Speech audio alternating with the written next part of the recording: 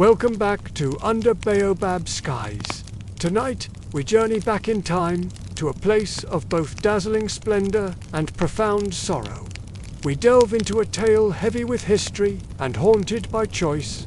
It is the story of the Fon Kingdom of Dahomey, land of splendor and ceremony, of thunderous drums and divine kings, yet also of chains and silent departures into the unknown. In the flickering candlelight of memory, the Atlantic Ocean shimmered not as a sea of promise, but as a chilling mirror of fate. For every magnificent royal ceremony in the capital, a bummy for every warrior's parade, beneath the proud banners of the Amazons, there was another scene unfolding in the shadows, people bound for the coast ships, creaking with the unbearable weight of human sorrow. The Fon were both powerful rulers and savvy traders, both captains of their destiny and captives of a cruel economy that would one day stain the world's conscience. But tonight, we will move slowly through their world.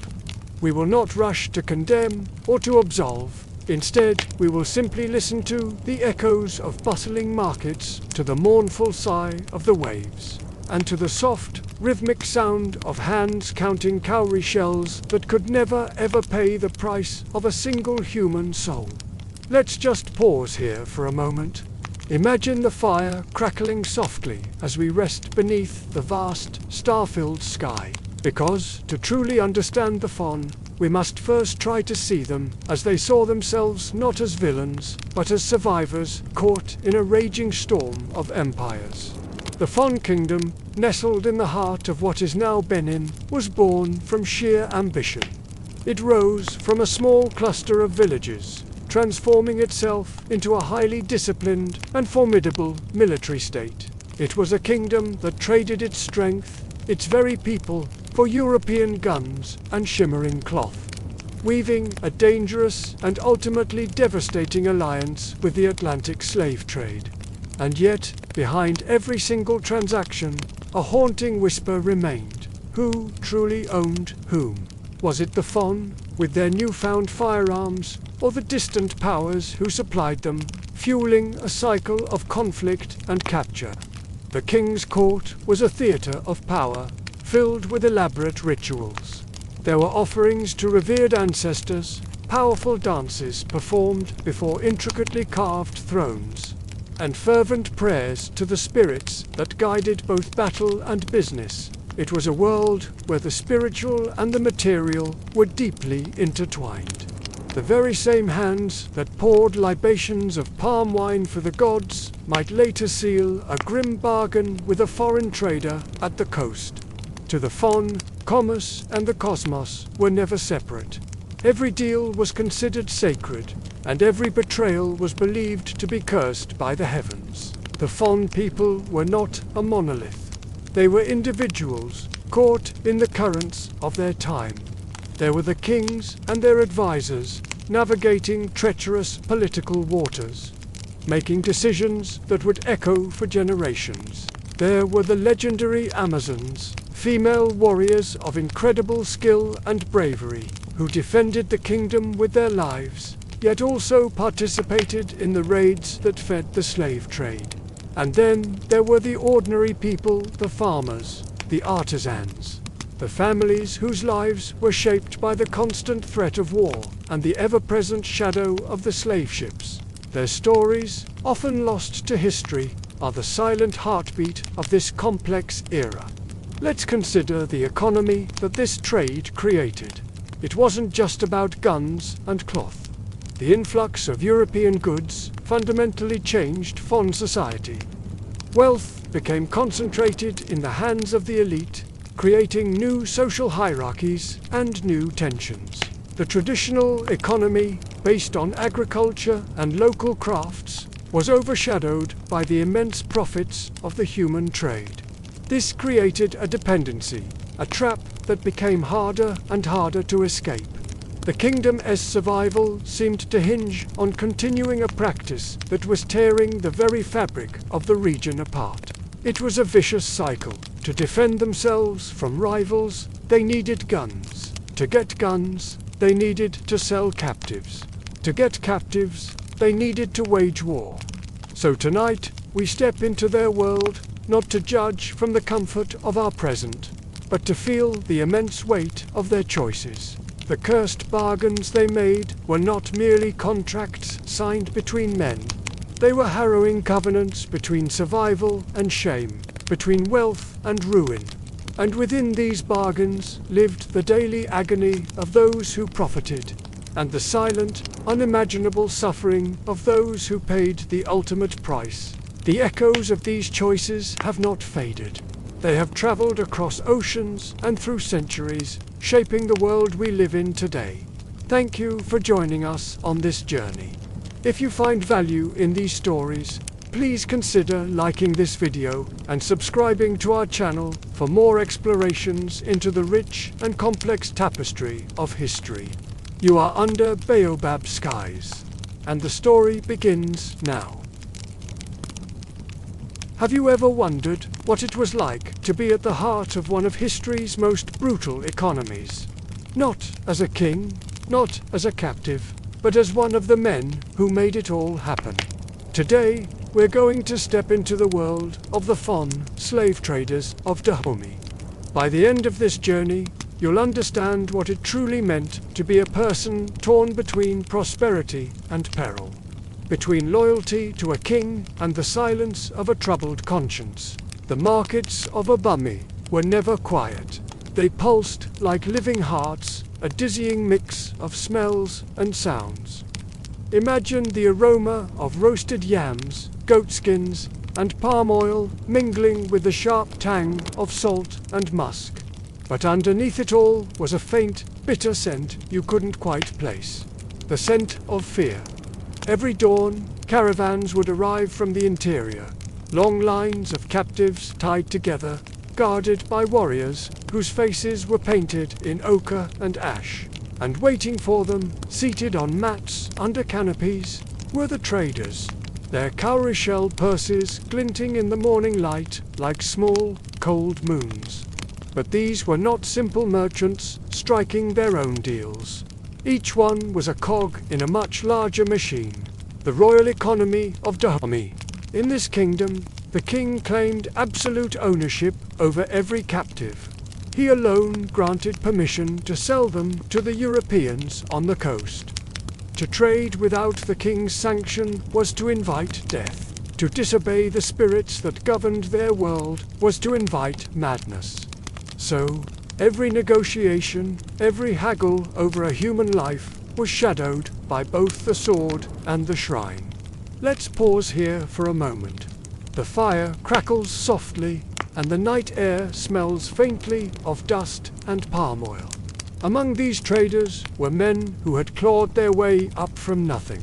Some were soldiers, rewarded with captives for their bravery in battle. Others were shrewd merchants who had married into noble clans, or interpreters who spoke the harsh languages of the Europeans with an uneasy fluency. They dressed well, a sign of their success. Their robes were dyed a deep, rich red, beads adorned their necks, and iron bracelets clinked on their wrists like small, hollow chains. Yet their eyes were always restless. They had seen too much to ever be at peace. Some whispered that the trade was cursed, that each ship sailing from the coast carried not just bodies, but the weight of 1,000 restless spirits. Others just shrugged. What was one man's curse if it could buy his family safety from the next raid? In this world, the line between guilt and survival blurred like heat shimmering on the horizon. The danger was constant and came from all sides. To lose a shipment of captives to disease or escape meant financial ruin. To anger a rival chief could spark a war. And then there were the foreign traders, the Portuguese, the Dutch, the English. They were masters of manipulation, playing the African kingdoms against one another, promising more guns in exchange for more people. The Fon traders learned to read deceit in every smile, to carry knives, not just for protection, but as a tool of negotiation. It was a world where trust was a liability. Some traders undertook long, perilous journeys themselves, traveling hundreds of miles inland with an escort of soldiers to purchase captives directly from allied chiefs. These journeys were slow and haunted. They passed through dense forests believed to be thick with spirits, and across rivers that demanded offerings of blood or kola nuts for safe passage. Many who set out on these expeditions never returned. They were lost to bandits, to disease, or to the simple, deadly treachery of the road. The road devoured its own. Let's pause here for a moment. The fire crackles softly, and the wind hums through the grass like an old lament. Those traders who survived long enough to prosper carried a different kind of burden. They lived in compounds larger than most, with courtyards filled with the noise of lifewives, servants, and other traders visiting from afar. But at night, when the drums faded and the stars hung heavy and silent in the sky, even the richest men could feel the cold breath of ghosts passing through their homes. Some built elaborate shrines to appease them. Others simply poured rum onto the soil, a desperate prayer that the spirits would drink and forget. But there was another fear, one that could not be bribed or silenced with offerings. Politics in Dahomey were treacherous. The king, the very source of their wealth and power, could turn on his traders at any moment.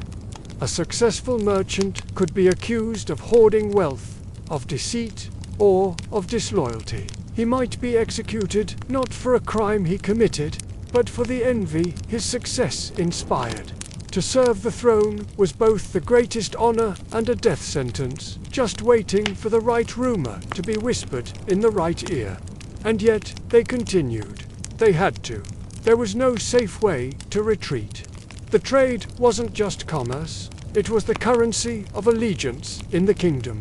Each shipment of captives enriched the palace, armed the army, and sustained the empire's fragile illusion of strength. To step away wasn't just to abandon a business. It was to betray the entire chain that held their society together, and to mark oneself as an enemy of the state. So, some traders tried to make peace with their gods. Before each major journey, they would visit the temple of Hevioso, the powerful thunder spirit, to ask for his protection. The priests would demand sacrifices, goats, chickens, sometimes more. The rain that often fell after these rituals was said to wash away guilt, but it never truly did. The stains ran too deep. And there were stories, whispered like confessions, in the dark corners of the market. One tale spoke of a trader who returned from the coast with his fortune made. His arms adorned with silver bracelets, but his eyes empty and haunted. He refused to speak for days.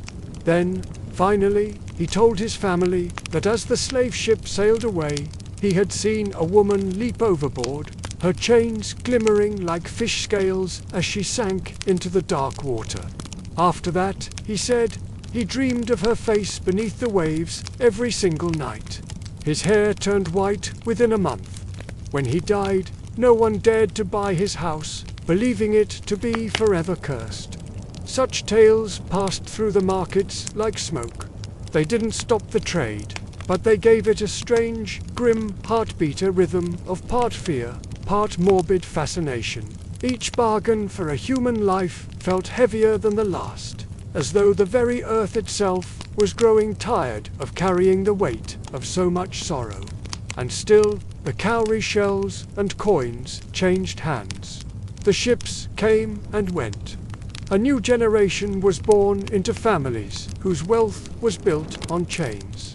Those children grew up believing the trade was normal, that it was necessary, that it was even blessed by the ancestors. But sometimes, in the quiet, lonely hours before dawn, the oldest traders would stare into the embers of their fires and ask themselves a question they dared not speak aloud. Could the spirits ever truly forgive them? Let's pause here for a moment. The fire crackles softly, and the night grows cooler. In the distance, thunder murmurs, or perhaps it is only the memory of drums. The fond slave trader was not a simple man to define. He was both a victim of his circumstances and a perpetrator of unimaginable cruelty. He was a servant to his king and a ruler of his own small, violent world. His trade fed empires, both African and European, but it also devoured his own soul, one bargain at a time. He was the beating heart of a terrible machine built on fear, faith, and a desperate need for survival, and he could never, ever stop its rhythm. And when death finally came for him, as it comes for all of us, it was said that his spirit did not rise easily, because those who spend their lives selling shadows can never truly escape their own. As the forest trails of Dahomey surrendered to the coast, a new scent filled the air, the sharp temps of salt mixed with the rot of the ocean and the sweet, foreign smell of rum. This was where the journeys of capture ended, in the bustling port towns of Alada and Wida. Here, beneath the shade of broad palm leaves and the relentless sun, the trade in human lives transformed into a chilling ceremonial ritual of numbers, measurements, and hushed negotiations in languages no one truly trusted. They called it the market, but it was more like a grand, tragic theatre. Every person knew their part: the chiefs who sold their captives, the middlemen who haggled over prices, and the European buyers who feigned ignorance of the fear that hung heavy in the air. It was here that the cursed bargains of the Fon Kingdom took their most honest, brutal form, not in the heat of battle, but in the calm, calculated negotiation over human souls. Imagine the scene. Men sitting behind mats piled high with cowrie shells, vibrant beads, and sturdy iron bars. Gunpowder, stored in polished gourd bottles, gleamed like black diamonds. A single well-oiled musket could be exchanged for 2 strong captives. 3, if the trader was desperate enough. The merchants spoke in soft, measured tones, almost like priests in a sacred shrine. Every word was a calculation, every gesture a subtle test of power. The captives themselves were lined up in rows, their wrists loosely bound with vine rope. They were inspected like livestock. Teeth were checked for health, shoulders prodded for strength, and eyes examined for any sign of fever. Some buyers sought raw power, others a certain kind of beauty. Some looked for a spirit they couldn't quite define. Knowing a defiant gaze spelled trouble, while a bowed head promised profit. Standing between the buyers and the sellers were the middlemen, often skilled Fon or Yoruba merchants. They were the translators, the negotiators, the ones who smoothed the raw edges of greed into a facade of ritual politeness. Dressed in fine robes of blue and white cloth, with protective beads around their necks and charms hidden beneath their garments, they walked a tightrope. Every deal was a dance with danger. If the king even suspected deceit, the punishment was swift and public, a stark warning to anyone else who might consider cheating the palace. Let's just pause here for a moment. Picture us resting, the fire crackling softly as we look up at the vast star-filled sky. For a middleman, survival was a masterpiece of balance. Show too much loyalty to the king, and you'd alienate the European buyers. Show too much favor to the foreigners, and you'd be branded a traitor. Every transaction was a quiet prayer, whispered between the worlds of life and death. There's an old story told among the market families about a man named Azin.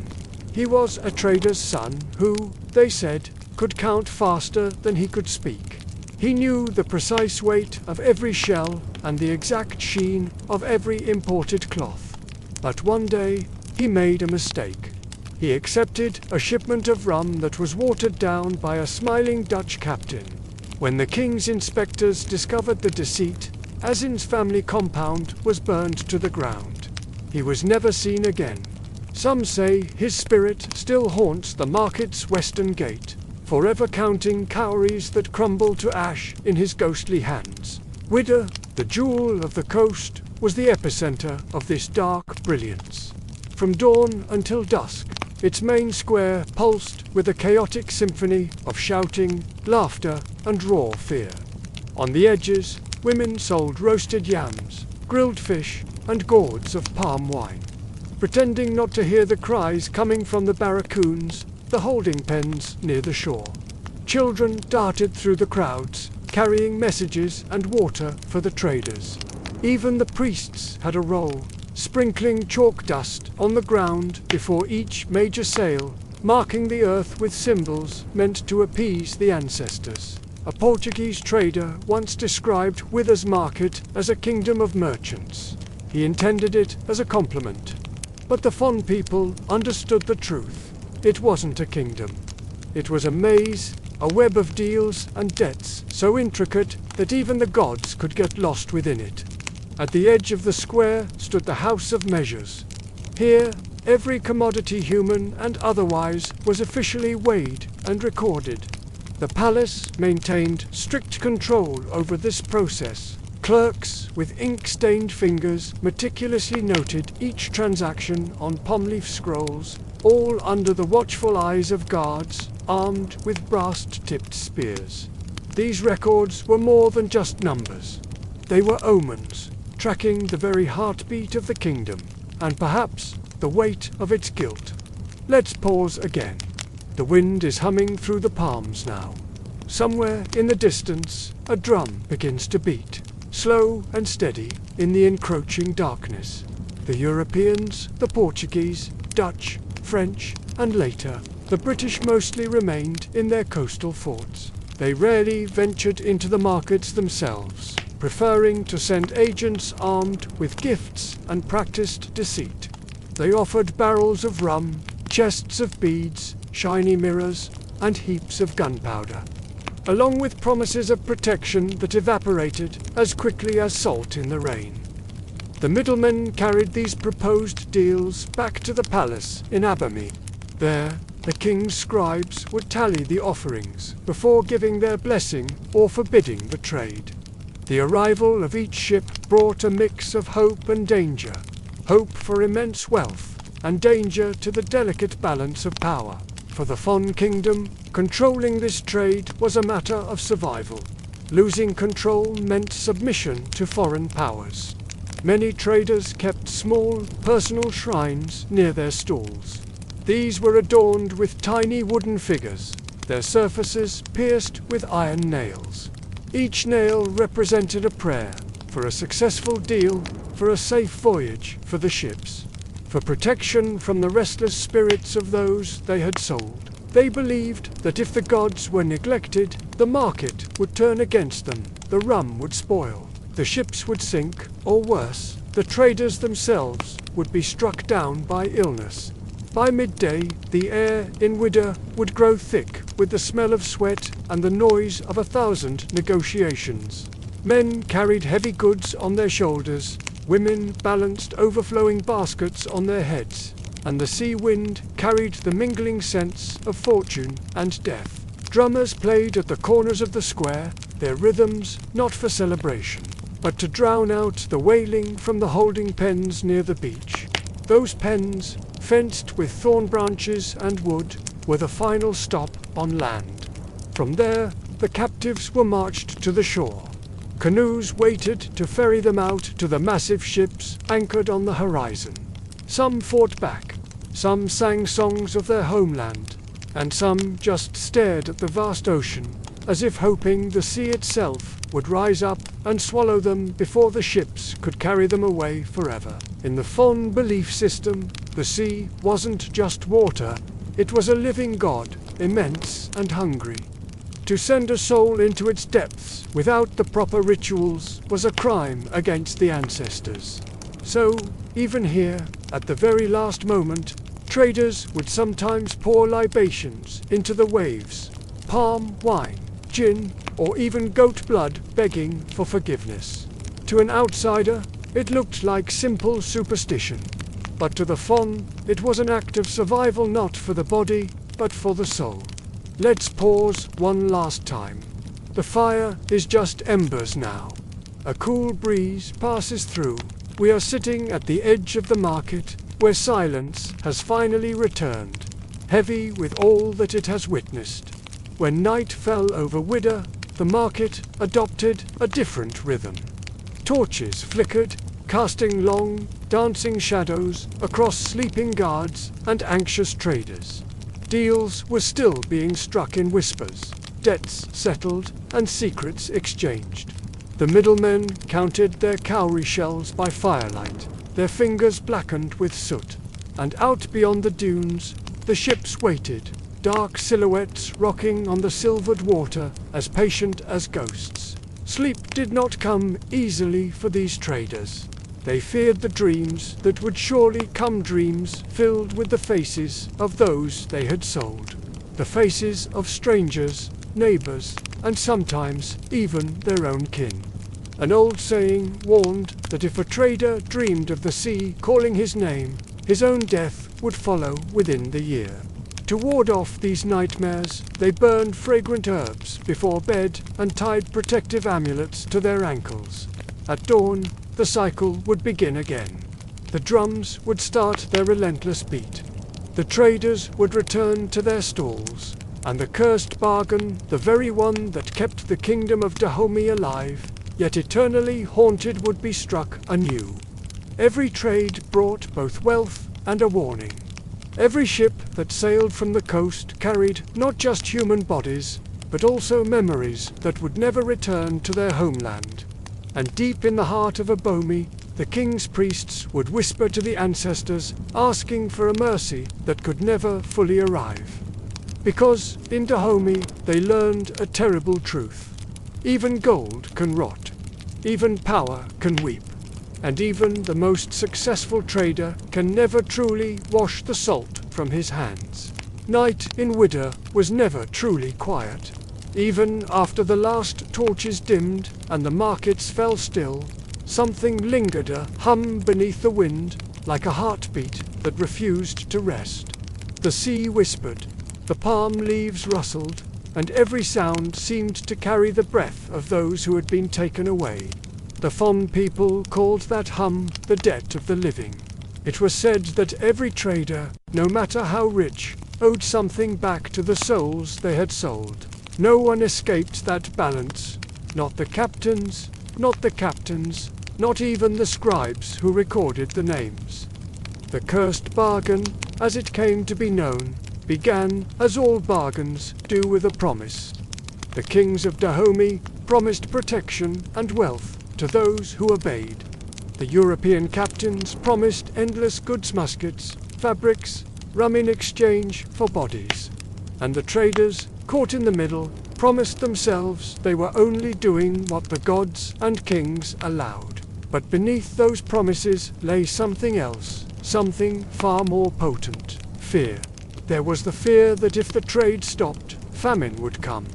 The fear that if they defied the king, their own blood would be spilled instead of palm wine. And the ever-present fear that if they refused to deal, someone else would simply take their place and their profit. So they continued, turning that fear into currency, and that currency into a heavy, suffocating silence. Let's pause here for a moment. Imagine the fire flickering low, and the night humming softly around us. The elders of Dahomey used to have a saying: every deal begins with a drum and ends with a ghost. Before the traders journeyed to the coast, they would visit shrines deep in the forest, shrines carved with faces too old to name. There, they poured palm wine onto the earth and asked the spirits for protection. Let the sea be calm, they'd pray. Let the deals be fair. Let our hands not tremble when we count the cowries. But it seemed the spirits were growing tired of listening. The rains would fall too early or too late, spoiling the crops. Canoes would overturn in the surf for no reason. Markets would burn down in accidents no one could explain. And every so often, a wealthy trader's son or wife would fall mysteriously ill, as if the ancestors had reached out from the other world, asking a single, piercing question, when will this end? The priests, known as the Bakonnen, became uneasy. They began to perform rituals of cleansing after each shipment departed. Drums were played softly through the night, and goats were sacrificed. Their blood meant to feed the hungry spirits. They whispered that the sea itself had grown jealous, that too many souls had been offered to it without the proper rites. And jealousy, in the world of the gods, was as deadly as any storm. Some traders tried to shield themselves with charms, small figures wrapped in red cloth, hidden beneath their robes. Others wore heavy iron rings that were never to be removed, said to bind their hands against curses. Yet still, the nightmares came. Men woke up gasping, clutching at their throats, claiming they'd been pulled underwater by unseen hands. By morning, their eyes were bloodshot, their voices hoarse, and their will to continue the trade just a little bit weaker. Let's pause here again. The drums fade into silence, and the stars seem to lean closer, listening. There's a story from the nearby kingdom of Alada, about a trader named Kapasi. He became too rich, too quickly. He built a grand house of coral and painted his door red, the color of royalty, a bold and dangerous statement. Every morning, he poured wine into the earth for the ancestors. But one morning, in his haste, he forgot. That very day, the sea rose higher than anyone had ever seen, and a single, monstrous wave swept through the lower market. When the waters receded, Kapasi's warehouse was gone. Every captive, every musket, every barrel of rum vanished. People said it wasn't a storm. They said the sea had simply come to collect what was owed. Kapasi disappeared soon after. Some say he went mad, wandering inland, muttering to invisible companions. Others whispered that he'd been turned into a fish, cursed to circle the coast forever, unable to rest, forever bound to the waters that had claimed his fortune. And the cursed bargain did not only belong to men. Women, too, carried its heavy shadow. Many women in Dahomey served as market brokers and interpreters, their tongues fluent in the languages of the coast and the Europeans. They negotiated prices, managed inventories, and even advised the palace on trade strategies. But they also bore the spiritual burden. They were the ones who often had to wash, feed, and mourn the captives before they were sent away. It's said that some of these women secretly freed a few of the condemned, guiding them through hidden forest paths at night toward a slim chance of safety. They were never caught, but they knew the risk. To disobey the king was to invite death, but to obey him was to lose a part of their soul. There is a fond saying, "A woman's tears can drown a kingdom." And as the years went on, the kingdom's wealth grew heavy to carry without trembling. Let's pause once more. The fire crackles, and we breathe with the rhythm of the night. This cursed bargain wasn't just with the sea or the spirits. It was a bargain with time itself. For every ship that left Dahomey's shore, a silence entered the land, silence that no drum could ever break. Villagers lost their young men, mothers lost their sons, and the kingdom, in its pursuit of power, was losing its humanity. And yet, the trade continued, as if fueled by the very ghosts it created. The Fon kings built grand palaces from the prophet's magnificent structures, with walls of red clay and thrones carved from ivory. But even within those palaces, the priests whispered of shadows moving at night. They heard footsteps where no one walked, and faint chants that echoed from empty courtyards. The ancestors were restless, and the wealth they had helped build was beginning to rot from within. As they grew older, some traders tried to redeem themselves. They built shrines to the sea god, offered lavish gifts to the poor, or funded new temples to the gods of forgiveness. But forgiveness is a slow, meandering current. Even the gods seemed unsure how to balance a bargain that had cost so many souls. Elders began to speak of the curse of plenty, The idea that when a people gain more than they can spiritually bear, the weight eventually crushes them. And indeed, within a century, the trade that had made Dahomey so powerful began to unravel. The world was changing, and the curse, it seemed, had finally come home. Let's rest here for a moment. The night is still. The air smells of salt and rain. The story breathes quietly around us. By the time dawn crept back over Widder's Beach, the market was once again alive with motion. New ships had arrived on the horizon. New captives had been brought in from the interior. The cursed bargain had to continue, because stopping it meant facing the unbearable truth of what had been done. But among the traders, a few began to whisper not about profit, but about redemption. Could the gods ever forgive them? Could the land be cleansed? Could the sea ever sleep peacefully again? No one knew the answers, but they kept pouring libations anyway, staring out at the waves, hoping that one day the tide would carry mercy back to shore. The cursed bargain was not just a chapter in history, it became a scar in memory. Every kingdom that touched that trade was marked by it. And even now, when the surf hisses against the Dahomey coast, the old ones say you can still hear the whispers of those bargains, not angry, not vengeful, just eternal. Because bargains made in fear never truly end. They only echo like distant drums carried on the wind. Let's pause one last time. The fire burns low. The sand cools underfoot. The ancestors listen. The fire hums softly tonight, its embers glowing like blood-orange cowries. In the flickering shadows, stories rise from the heat, stories of kings and kingdoms. Of power measured not in gold, but in the number of chained wrists crossing their courtyards.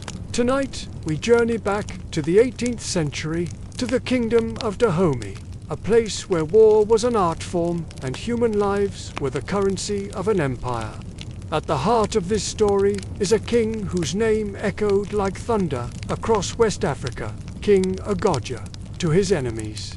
He was the storm that shattered villages. To his own people, he was the architect of order, the king who made blood into currency and conquest into ceremony.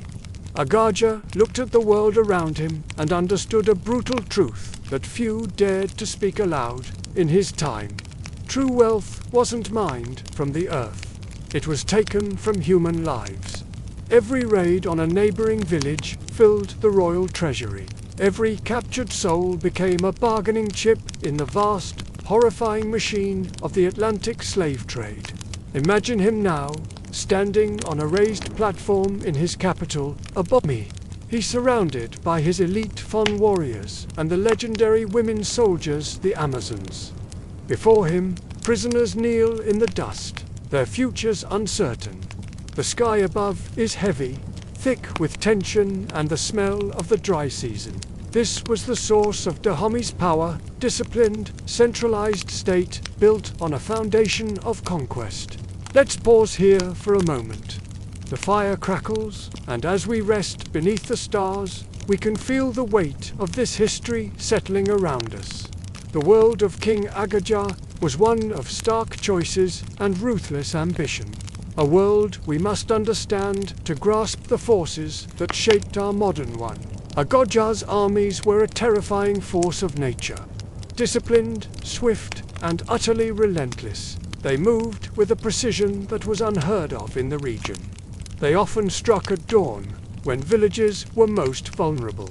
The attack would begin with the thunderous roar of drums echoing through the palm forests, a sound that signaled doom. Spears would flash in the first light of day, and villages that had stood for generations would fall like dry grass before a wildfire. The aftermath was a scene of organized chaos. Captives, men, women, and children were bound and forced into long, sorrowful lines. They were marched south, their feet kicking up the red earth, on a journey toward the coast to the waiting markets of ports like Alada and Widder. These ports were the kingdom's gateway to immense wealth. European ships waited in the harbours, their captains eager to trade.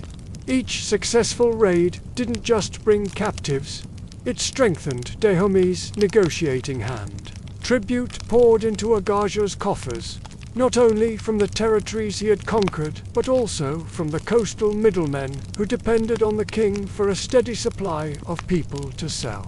It was a vicious, self-perpetuating cycle. Dahomey provided captives, and in return, the Europeans provided the tools of war, guns, gunpowder, iron, for making more weapons. They also brought luxury goods, fine cloth, shimmering beads, and the intoxicating fire of European rum. This was the brutal equation at the heart of Dahomey's rise. War fed trade, and trade fed war. The royal court, and indeed much of the society, began to see this cycle not as a tragedy, but as their divine destiny. The prosperity of the kingdom was directly linked to its military success. Imagine the scene. A long procession of chained captives, walking single file through paths carved from the red earth. Palm trees sway under a heavy, humid sky. In the distance, the faint, rhythmic echo of drums follows them, a constant reminder of the power that had sealed their fate. This wasn't just a march, it was the engine of the Dahomean state in motion. Inside the sprawling palace complex at Abami, Agajas, griots, the royal storytellers and historians sang of his glory. Their songs painted him as a ruler chosen by the spirits, a king whose victories were undeniable proof of divine favor. They spoke of how he had unified the Fon people, centralized the state, and turned Dahomey from a minor regional power into a formidable empire. But even as they sang these praises in public, the griots might have whispered different stories in private. They knew the true cost. They understood that each victory came with a debt, a moral and spiritual weight that the earth itself would one day have to collect. They knew that for every cowrie shell that glittered in the markets of Abami, a soul had vanished over the horizon, lost forever to their family and their ancestors. Let's pause here again. The night deepens around our fire, and in the quiet, you can almost hear the soft tread of ghosts walking through the corridors of memory. The history of Dahomey is not a simple story of villains and victims. It's a complex tapestry woven with threads of ambition, survival, betrayal, and immense suffering. Understanding it requires us to listen, not just to the songs of glory, but also to the silent screams of those who were sacrificed for it. By the time Agaja's reign ended in 1740, he had fundamentally reshaped the kingdom. He had created a highly centralized, militaristic state that was both feared and, in a strange way, admired for its efficiency and strength. His successors inherited not only his throne and his power, but also his peril. They inherited a system that demanded constant warfare to survive. The treasury in Abami gleamed with riches, the cowries and European coins a testament to the kingdom's might. But if you held those coins close, they smelled faintly of salt, sweat, and blood, the scent of the countless lives that had paid for them. The foundation of Dahomey was strong, but it was built on a fault line, and the tremors of the slave trade would continue to shake the kingdom for generations to come. Welcome back. We've journeyed through the harrowing paths that led captives to the coast, but what about those who never reached the ships? What became of the men, women, and children whose journey ended not on a distant shore, but within the walls of the Dahomey kingdom itself? Their story is not one of a single, monolithic fate, but a complex tapestry of survival, service, and sorrow. Not every captive was destined for the European slave markets. A significant number were absorbed directly into Dahomey's own social fabric. Their lives, once their own, became intricately tied to the fortunes of the very people who had enslaved them. They became laborers on royal farms, concubines in the palaces of the elite, and even soldiers pressed into the same army that had conquered their villages. The Fon Kingdom, for all its brutal efficiency in warfare, also built these strange, unsettling bridges of dependency. Imagine this scene: the sprawling courtyard of the royal palace in Abomi. The air is thick with the sounds of a kingdom at work. Attendants in vibrant, patterned wrappers move gracefully, serving food and water. The rhythmic clang of a blacksmith's hammer provides a steady beat, a counterpoint to the quiet whir of weavers spinning indigo thread. In the distance, the high, imposing mud brick walls of Abomi rise against the fierce West African sun. Let's rest a while here, in this imagined space. Let's listen to the slow, steady creak of the looms and the low hum of morning chants that drift on the air. It's a scene of industry, of life, but it's a life built on a foundation of unfreedom. Some of those who were enslaved found themselves in roles that defied simple categorization. They became skilled artisans, their hands shaping the very aesthetic of the kingdom. They were carpenters, their work supporting the grand structures of the palace. Some, through a combination of intelligence and fortune, even rose to become administrators in royal service, managing resources and logistics for the crown. The vast majority, however, became the quiet, uncelebrated backbone of the kingdom's agriculture. Their labor feeding the soldiers who would capture more people and the court that profited from it all. Within the households of Abomi, the enslaved were not faceless, anonymous property in the way they might have been on a plantation across the ocean. They were individuals bound to their masters through intricate systems of ritual and social recognition. This wasn't freedom, not even close, but it was a different form of bondage. Some were permitted to marry, to form families whose children would also belong to the master. They might be granted small plots of land to cultivate for their own subsistence. A fragile foothold in a world not their own. In a bizarre twist of this hierarchical system, some household slaves were even allowed to own other slaves, perpetuating the very system that held them captive, so long as their ultimate loyalty to the Dahomean crown remained absolute and unquestioned. Picture the great annual festivals, the vibrant ceremonies that showcased the wealth and power of the kingdom. In these grand public displays, you would see enslaved people dancing right beside the freeborn. They would be adorned in fine cloth, dyed in the royal colors of crimson and black, their bodies moving to the same drums, their voices joining the same songs. But this vision of unity was a carefully constructed illusion. Beneath the shimmering beauty of the spectacle, beneath the shared rhythm of the dance, was a truth too heavy, too dangerous to speak aloud. Their freedom was merely decorative.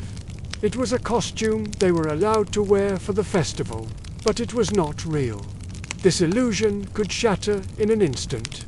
A single misstep, a perceived slight, a whispered accusation of disloyalty or betrayal, that was all it took. The dancer, moments before swaying in celebratory finery, could find themselves prostrate at the feet of the king, their life hanging by the thinnest of threads, awaiting a judgment that was swift and often final. The line between favor and ruin was perilously thin. And yet, for many, this precarious existence was a form of survival. It was a fragile peace, a negotiated truce with a terrible reality, when the alternative was the horrifying unknown of the Middle Passage, the suffocating darkness in the belly of a ship, the journey across an endless sea to a fate they could not even imagine. Serving in the palace seemed the lesser of two evils. Better to be a known entity in Abomi, however powerless, than to vanish without a trace into the vast, hungry maw of the Atlantic. Let's pause here for a moment. Imagine the fire sighing low, the embers glowing in the dark. Let's take this quiet beat to remember those who endured not by fighting or fleeing, but by becoming, in a way, invisible. They survived by blending into the machinery of the empire, their individual hopes and dreams subsumed by the daily demands of service. For the Dahomean court, this pool of enslaved labor wasn't just a workforce. It was the very foundation of statecraft. It was the engine that powered the kingdom. The magnificent palace walls that so impressed European visitors, they were built by enslaved masons, their sweat mixing with the mud and clay. The abundant harvests that filled the royal granaries and fed the armies. They were the result of endless toil by enslaved farmers under a punishing sun.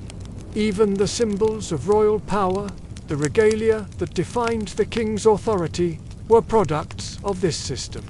The intricately embroidered cloths, the masterfully carved thrones depicting scenes of royal conquest, the polished drums that called the kingdom to war or celebration, all of these were crafted by hands that belonged to someone else. They were made by artisans who could never claim ownership of their own brilliant creations, let alone their own lives.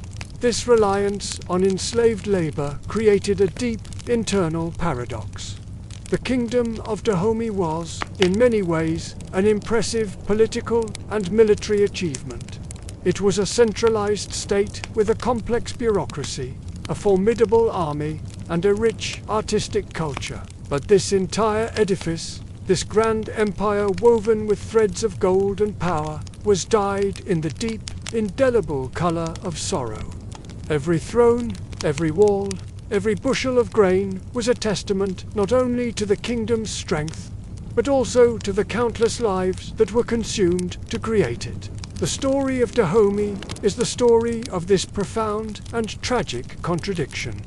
A kingdom built on both remarkable ingenuity and unspeakable human cost. In the heart of Dahomey's bustling markets, a tiny, pale object held the power of life and death. Cowrie shells, harvested from the distant Indian Ocean, became the very heartbeat of the kingdom's economy. Imagine them, jingling in leather pouches, glittering in market stalls, and spilling from the fingers of royal accountants. But each shell, so small and smooth, told a story that was anything but. Behind every handful of cowries was a trade. A person exchanged, a journey begun, a life shattered and remade into currency. In the grand markets of Abami, the air was thick with commerce. The rich scent of palm oil mingled with the metallic temps of fear. Yet, to the merchant's eye, it was all just business. A transaction, a number tallied. Let's pause here for a moment. Picture a fond merchant sitting under the cool shade of a palm tree, his fingers deftly counting a stream of shells. In the faint reflection of his eyes, you might see a distant glimmer of the ocean. Nearby, women haggle over vibrant textiles, and men load goods onto caravans destined for the coast. The sounds of life are everywhere. But if you listen closely, in the silence between each clink of the shells, you can feel the weight of what's unsaid, the chasm between trade and conscience. These cowries traveled an immense distance. They began their journey in the Maldives, were scooped up by European ships, and passed through countless hands, each exchange adding to their value before finally reaching the markets of Dahomey. Here, they became the ultimate measure of everything. A life, a goat, a plot of land, a rifle had a price, payable in shells. It was said that King Agaja could weigh a man's worth in cowries before the sun had even set. This system created immense wealth. As Dahomey's royal coffers overflowed with these marine treasures, the kingdom's power grew. But the very soil of the nation seemed to grow restless.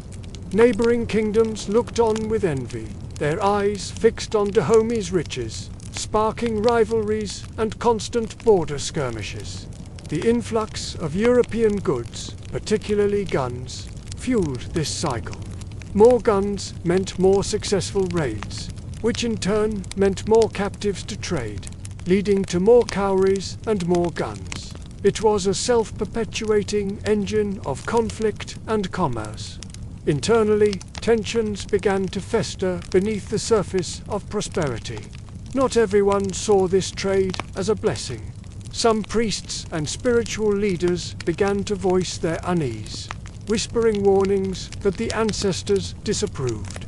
They argued that no nation could build a lasting future by trading away its own people, that a foundation built on suffering was inherently unstable. They saw the moral decay eating away at the kingdom's core, even as its treasury swelled. But their voices were often drowned out by the clinking of shells and the thunder of muskets. The trade continued, relentless and seemingly unstoppable.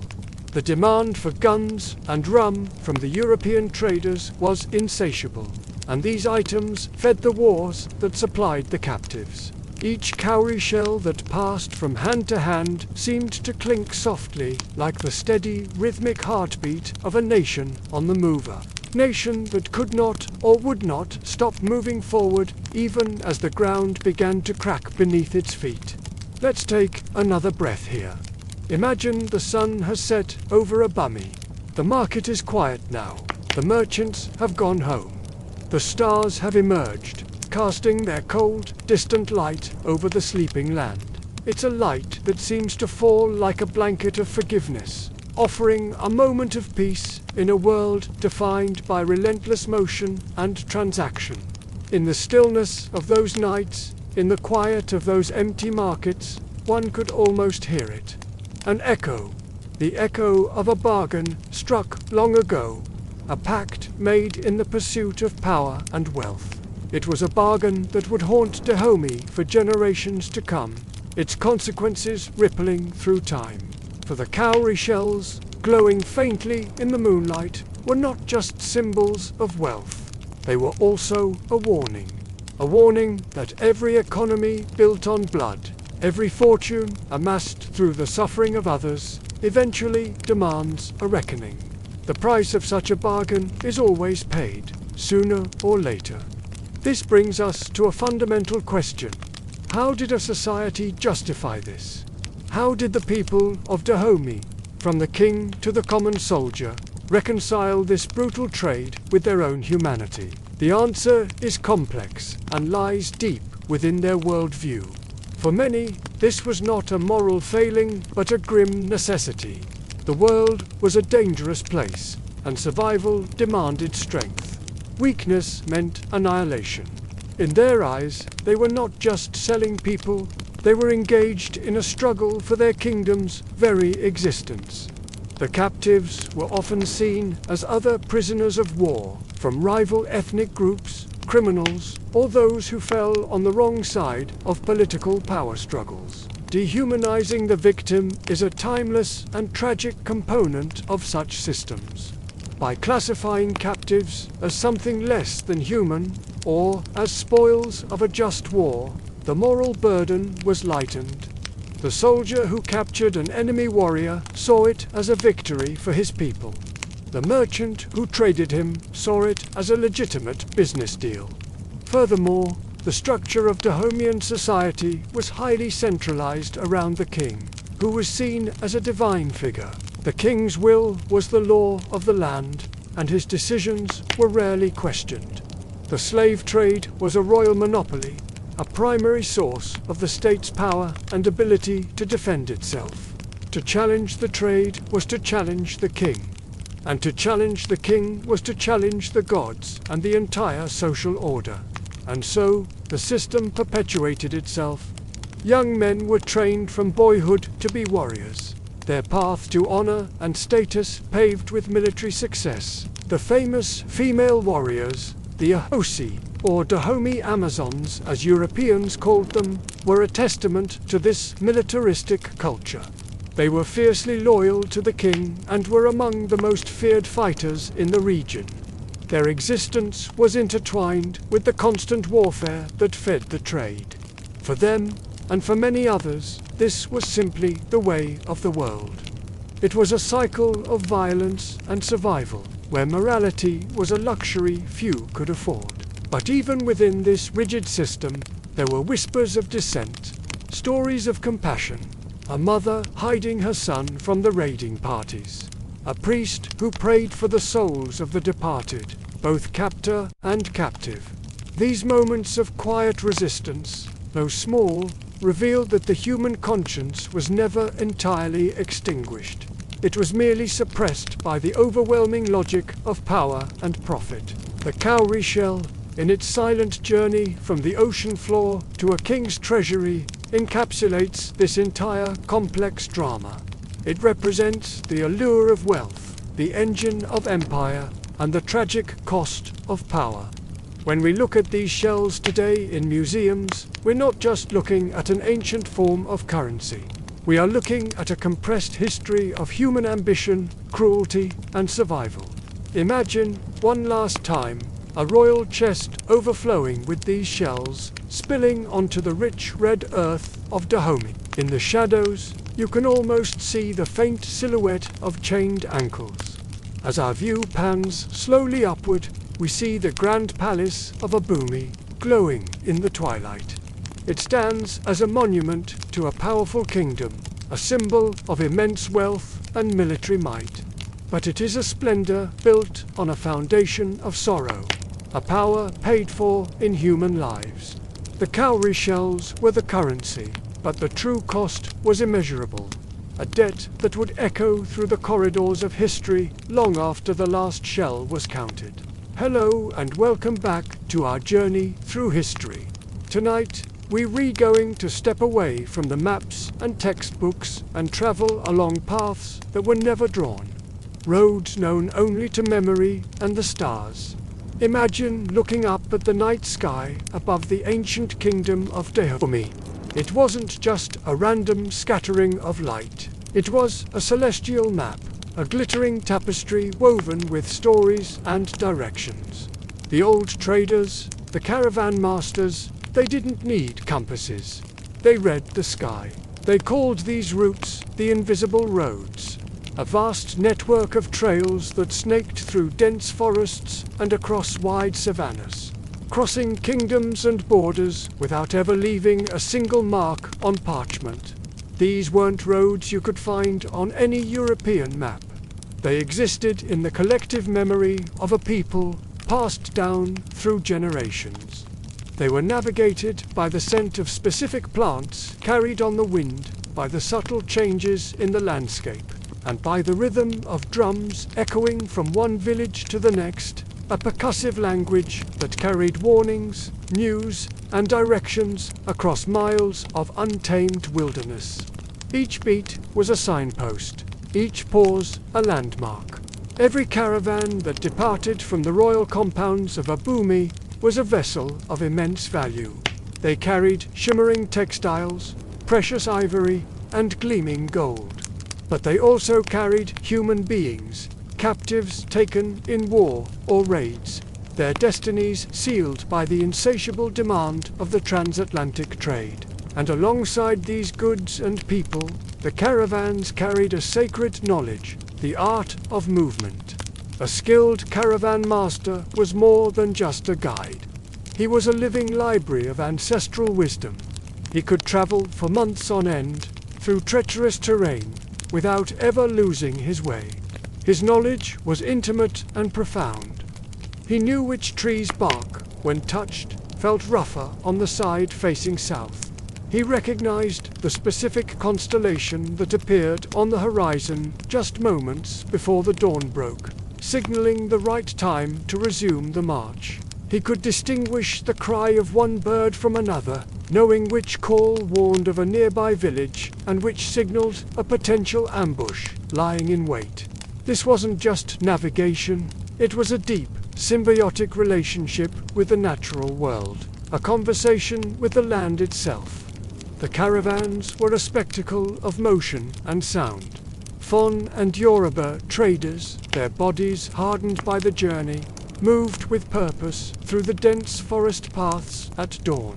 The flickering light of their torches cast long, dancing shadows, illuminating the faces of the men and women bound together, walking in a heavy, enforced silence.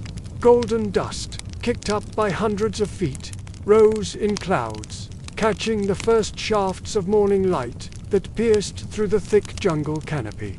It was a scene of both commerce and profound tragedy, a river of humanity flowing towards the coast. Let's pause here for a moment. Imagine we're with them, resting for the night. The fire crackles softly, its warmth a small comfort against the cool night air. Above, the same stars the traders used for navigation now watch over us, silent witnesses to the stories unfolding below. The routes they followed were known by many names, but history remembers them grimly as the slave roads. They stretched like dark veins across the body of West Africa, a complex circulatory system of trade and human suffering. From the great inland bend of the Niger River, they wound their way south, converging on the restless Atlantic coast. Some of the most heavily trafficked routes began in the vast savannas near the powerful Oyo Empire. From there, they marched through Dahome's thick, humid forests, a grueling journey that ended at the infamous slave harbors of Ouidah, a place that became synonymous with the trade. But this network was not confined to Dahomey.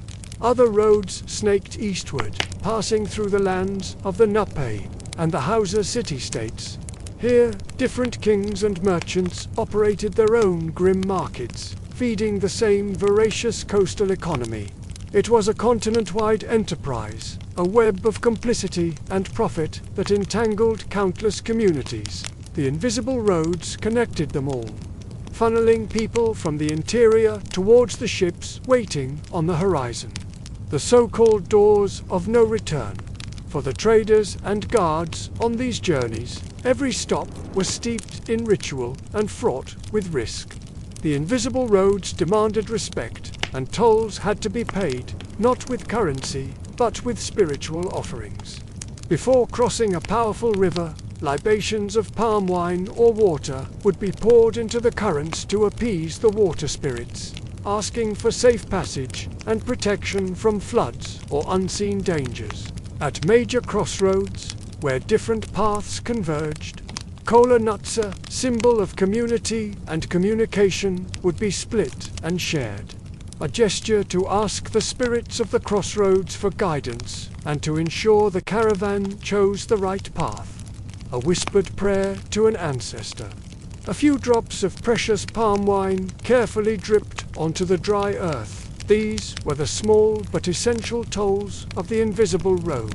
They were acts of faith, acknowledging that the physical journey was intertwined with a spiritual one, and that they were moving through a land alive with forces both seen and unseen.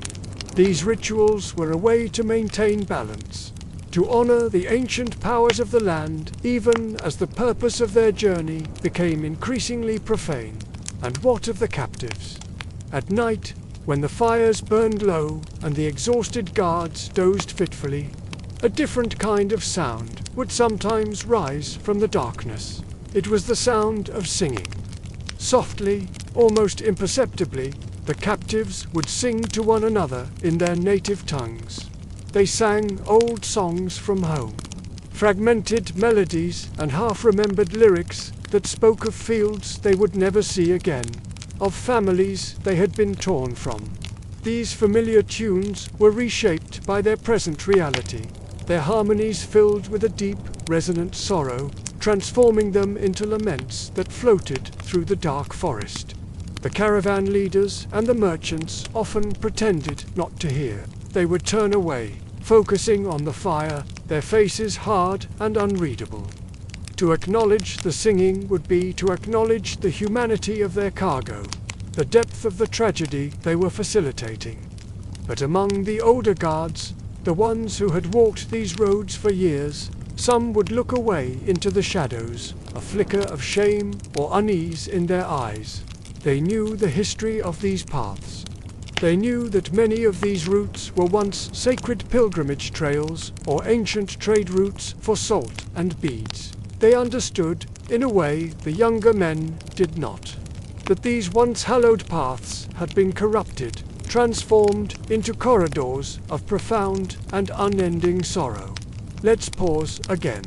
Take a deep breath. Imagine the air growing heavy, thick with the humidity of the forest and the weight of unspoken grief. Faintly, as if carried on the wind from just beyond the edge of the trees, you can almost hear the distant, phantom sound of drums, the drums of memory, beating out a rhythm of loss. When dawn returned, it brought with it no reprieve, only the necessity of movement. The great machine of the trade was endless, tireless. The caravans would reform, the lines of captives would be prodded to their feet, and the long march would resume, shrouded in a grim, exhausted silence. The journey was the only reality. Centuries have passed since the last of these caravans walked the invisible roads. The forests have reclaimed many of the paths, and the world has changed beyond recognition. But memory is a stubborn thing. It clings to the land. Even today, in small villages scattered across Benin, Nigeria, and Togo, the old people still hold on to these stories. They will point to a particular ancient baobab tree with a gnarled trunk, or a specific bend in a river where the current runs deep and slow, and they will say with certainty, "Here, the road passed through here. Here, the feet of the chained once marked the dust." These places are not marked on any map, but they are sacred spaces, imbued with the echoes of the past. And the locals say that if you go to one of these spots on a night when the moon is full and the world is quiet, and if you stand there long enough, listening with more than just your ears, you might just hear it. A faint, deep rhythm rising from the earth itself. A sound like a muffled drumbeat, echoing the steady, heartbreaking march of a forgotten caravan, forever walking the invisible roads of history. Imagine standing on a coastline where the savanna grasses finally give way to sand, where the air, thick with the scent of tropical flora, suddenly becomes heavy with salt and something else, something intangible. This is the Bight of Benin, a stretch of West African coast that European sailors would come to call the Slave Coast. And at its heart was Ouidah, as it was known then, Ouidah. This was no ordinary port city. It was a place of stark, unsettling dualities. By day, it was a bustling, glittering marketplace, a vibrant center of commerce. By night, it transformed into a haunted landscape, a theater of whispers where the living and the dead seemed to walk side by side. Let's paint a picture of Ouidah in its prime, during the 18th and early 19th centuries. The sun is high, casting a brilliant glare upon the Atlantic. The shore is a kaleidoscope of activity. Rows upon rows of market stalls stretch along the beach, sheltered by palm-thatched canopies. Here, you could find everything the region produced. Barrels of rich, red palm oil, a staple for cooking and for lubricating the new machines of Europe's industrial age. Mountains of cowrie shells, the currency of the kingdom, gleaming like porcelain. Piles of tobacco leaves, pungent and dark, alongside vibrant, intricately patterned cloths woven by skilled artisans. The air is filled with the chatter of a dozen languages, the haggling of merchants, the sounds of a thriving economy. Just beyond the violent breakers, where the surf crashes relentlessly against the shore, European ships lie at anchor. Their flags, Portuguese, French, British, Dutch, flutter in the sea breeze, looking less like symbols of national pride and more like warnings, like vultures circling a kilt. These ships are the reason for this frenzied activity. They bring guns, gunpowder, alcohol, and trinkets. But they are here to take something far more valuable. As daylight fades, a change comes over Ouida. The vibrant energy of the market dissipates, replaced by an atmosphere of secrecy and shadow. The setting sun paints the sky in hues of orange and purple, and small fires begin to flicker along the shore. Their light dances on carved wooden idols, figures representing the Vodun deities whose eyes seem to watch over the transactions of the night. Under the dim, swaying lanterns of the market, the real business begins. Here, the key players of the trade gather. Von middlemen, agents of the King of Dahomey. Their faces unreadable. Portuguese and Brazilian ship captains, their skin weathered by sun and sea. Royal officials, draped in fine cloth, overseeing the king's monopoly. They meet not with loud proclamations, but in near silence. This is a trade too grim for open discussion. Deals are struck with gestures, a language understood by all. A sharp nod confirms a price. A pouch of cowries, heavy in the palm, is passed from one hand to another. A line is drawn in the sand, representing a number, a tally of lives. The air, already thick with salt spray and the smoke from the fires, feels heavy with unspoken agreements and the weight of human destiny being bartered away. It's a place where fortunes are made and souls are lost in the same quiet, damning motion. Let's just pause here for a moment. Close your eyes and listen. The waves hum a constant, low rhythm against the shore. The night wind, cool and damp, carries the scent of salt, but also something else. A faint, metallic tanker, smell of iron, perhaps from the chains that lie waiting, or maybe something more elemental. This is the soundscape of Ouida at night, a place of immense tension, where the natural world provides a serene backdrop to the most unnatural of human enterprises. In the worldview of the Fon people, no major undertaking could proceed without the blessing of the spiritual realm. The transatlantic slave trade, the largest and most consequential business of all, was no exception. Before any large-scale exchange of human beings for European goods, the spirits had to be consulted and appeased. Priests, or vodency, were summoned from the nearby temples dedicated to the pantheon of Vodun deities. Chief among them were Legba, the trickster god of the crossroads, the gatekeeper between the human and divine worlds, and Mawu, the supreme creator goddess. These priests would perform intricate rituals right there on the beach, the site of the trade. Their purpose was twofold: to bless the exchange, ensuring it would be profitable for the kingdom, and to pacify the ancestors, to beg them not to curse a bargain that so profoundly disrupted the cosmic and social order.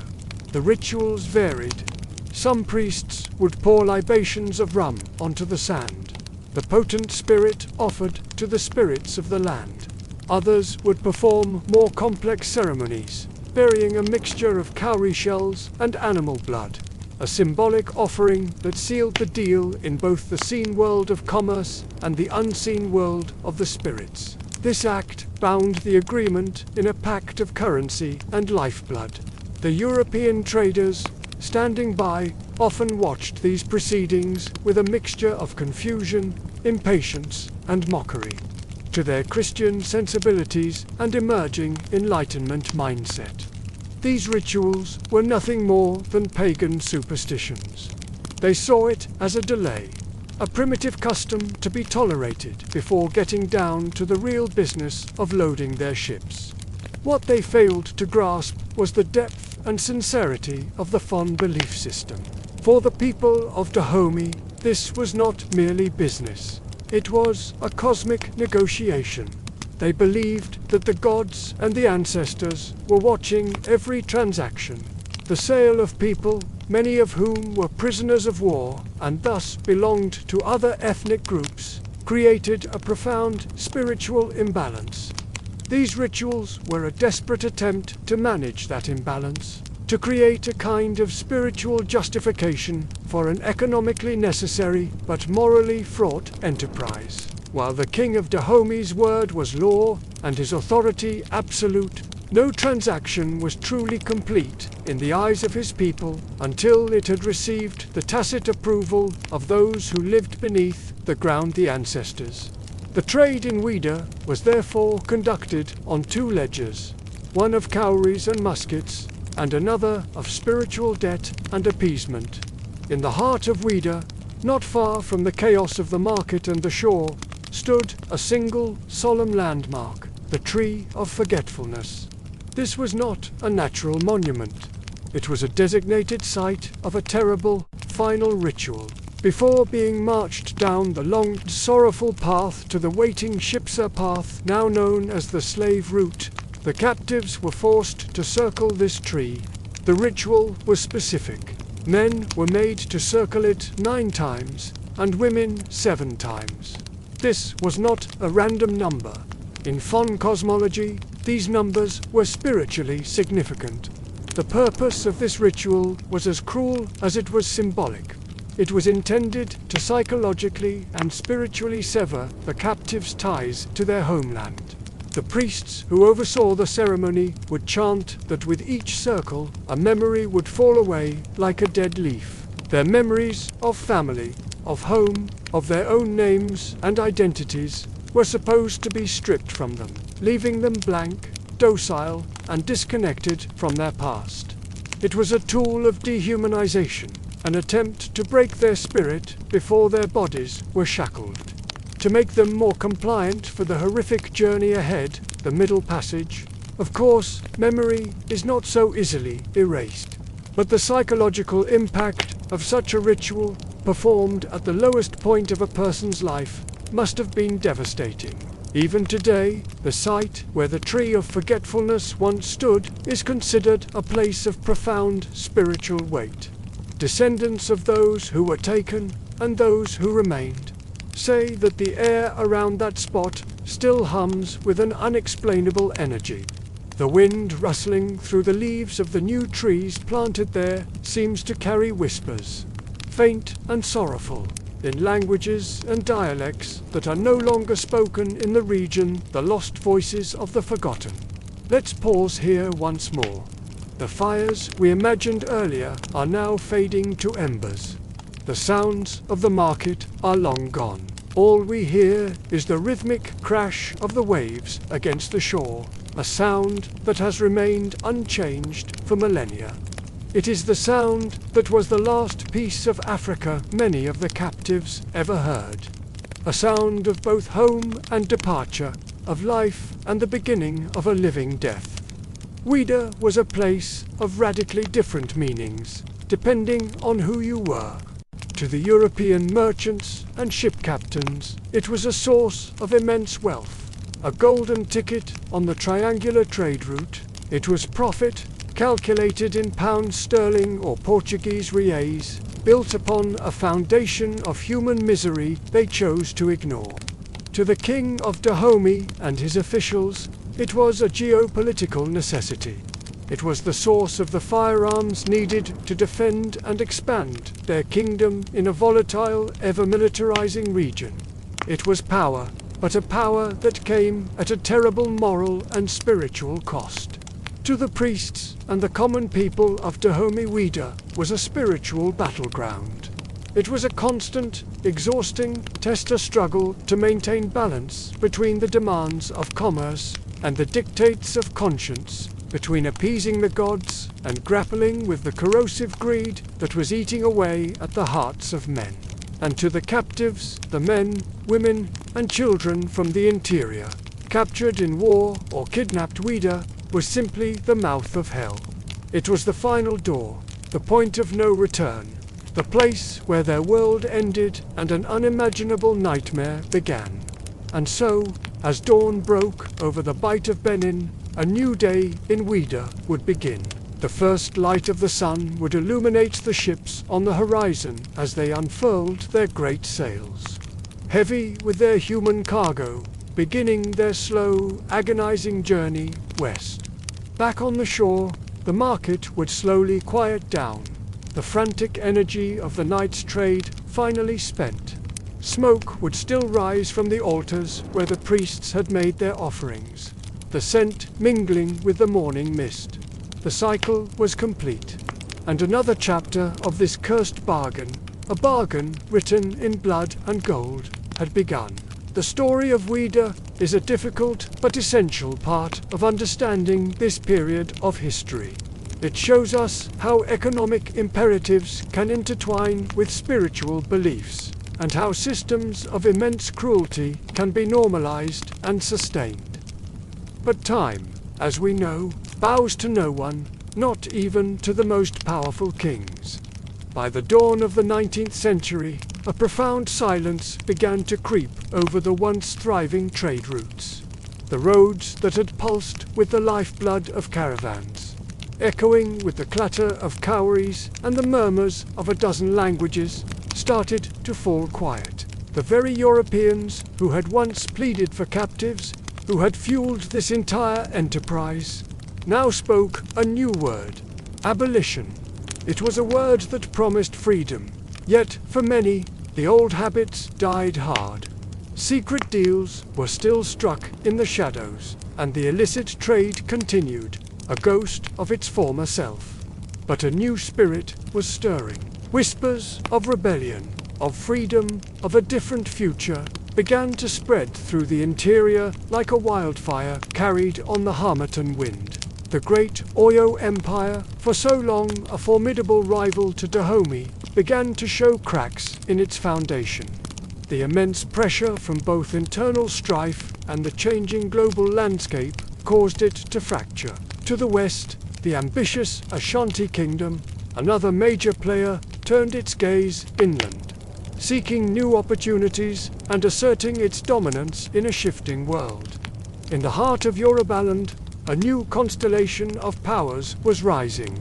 City-states like Ibadan, Abeokuta, and the coastal hub of Lagos began to emerge from the shadow of the old empires. Their rise was complex.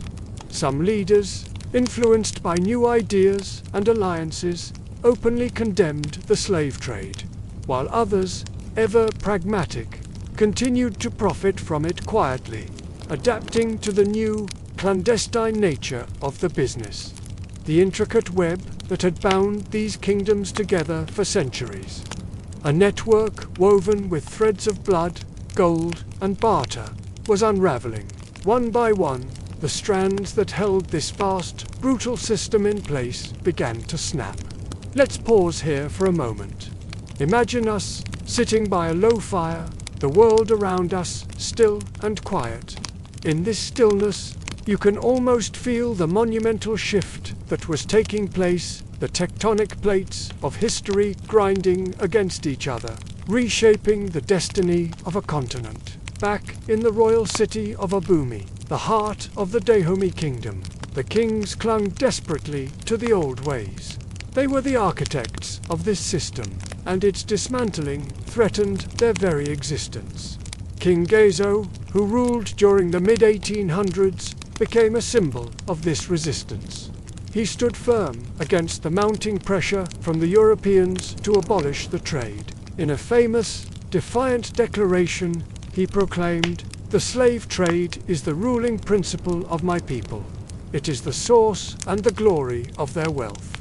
For Gezo, this wasn't just about economics. It was about identity, power, and the entire structure of his society. To abandon the trade was to abandon the very foundation upon which Dahomey's glory had been built.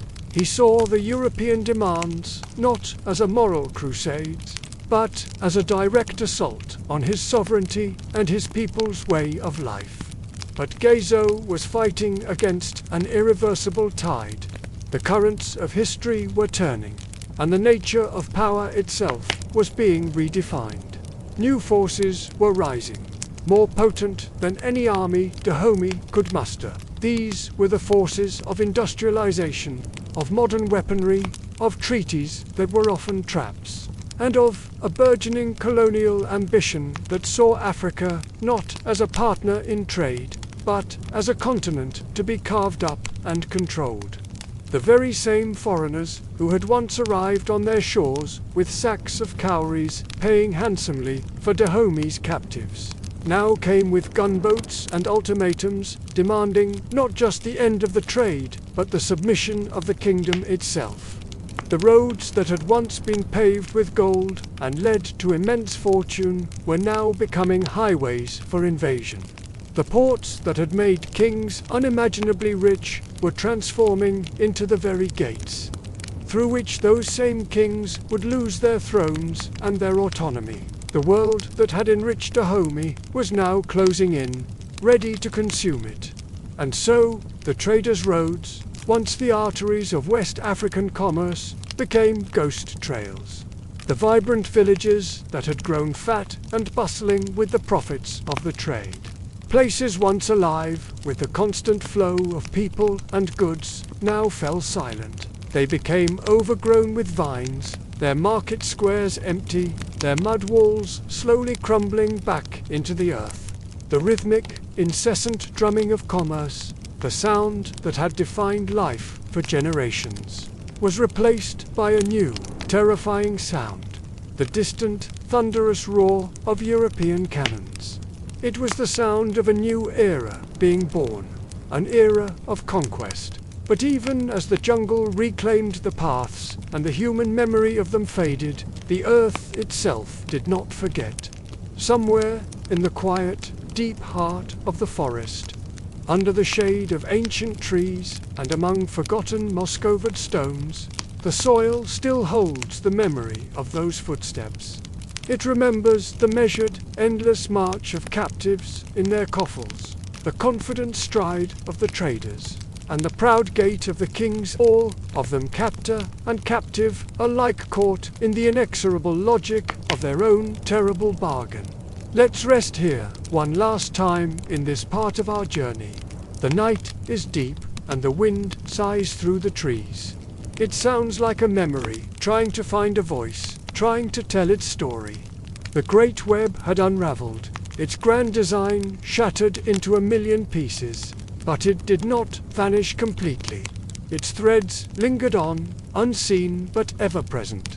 They survived in the cadence of family names, passed down through generations in the subtle inflections of local accents, in the performance of rituals whose original meanings had been lost to time, but whose practice continued, out of a deep, instinctual need to remember. Even today, on that very same soil, the descendants of Dahomey's traders, its soldiers and its captives, walk side by side. They are separated by the ghosts of a painful past, by histories of profound injustice, and yet they are irrevocably bound together by that same history. Their stories are intertwined, their destinies linked by the events that unfolded on those now silent roads. And above them, the stars, undifferent, ancient, and eternal, shined down on the same paths their ancestors once walked. They illuminate the invisible roads of Africa's collective memory, a map etched not on parchment, but on the soul of the land itself. The fire is dimming now, and the stories of the roads fall back into the shadows. Now, let us delve deeper into the very heart of its power, into the grand courts of Abumi, where the fate of thousands was decided, not on the battlefield, but in the cold calculus of commerce. Settle in as we explore the intricate and often brutal machinery that drove this West African powerhouse. In Dahomey, power was a tightly controlled current, not a free-flowing river. It flowed like blood, always through channels carved and guarded by the throne. No one, whether a local trader, a foreign sea captain, or a high priest, could make a move without the king's explicit blessing. Every single transaction, every bolt of cloth exchanged, and every human soul captured owed a portion to the crown. This was the king's cut, the lifeblood of the monarchy.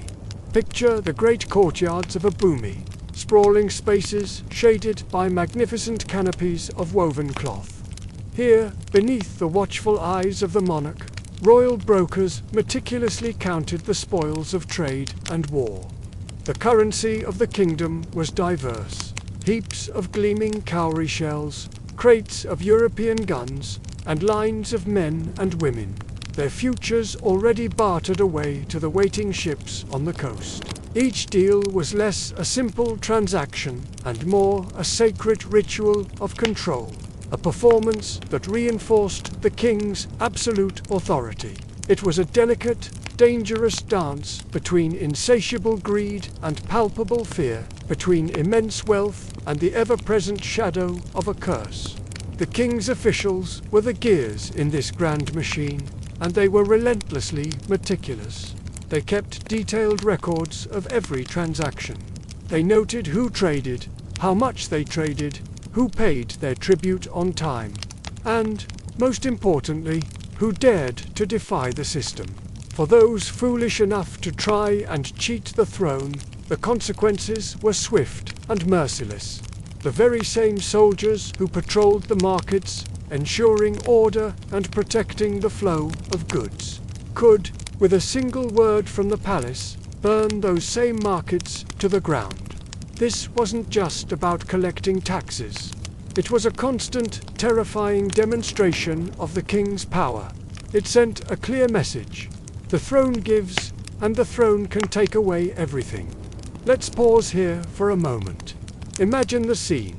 The fire crackles softly, casting dancing shadows. We are here, under the vast, star-dusted African sky, taking a breath before we step back into the heart of the royal court.